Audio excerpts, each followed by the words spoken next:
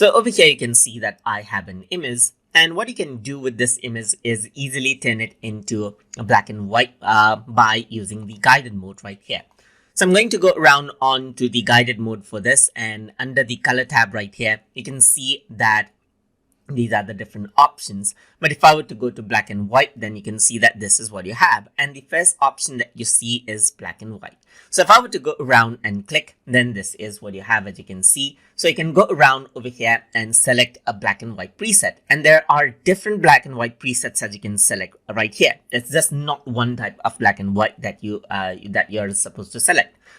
So if I were to go to light right here, then it becomes a light type of a black and white picture. You can go for a lighter picture right here, which pops up the brightness right here. And you can go for a dark type of black and white or darker type of black and white over here as well. So you can go around and choose the type of black and white that you want. And you can also go around and use diffuse glow right here to actually go around and add in a glow to your picture according to how you like. You can increase the opacity or decrease the opacity right here to change around the intensity over here as well.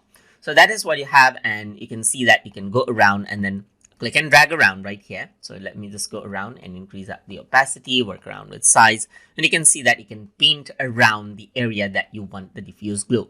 So more like for old pictures, you can see that you can apply these kind of effects right here. You can also go to remove and then remove out the glow if you don't want this right here. And then you can go around on to increase contrast over here as well and increase out the contrast of the black and white picture as well. So that is how you can work around and then turn your picture to black and white by using the guided black and white mode inside of Adobe Photoshop Elements. So hope you guys learned something as always. And as always, please like, comment, share, and subscribe.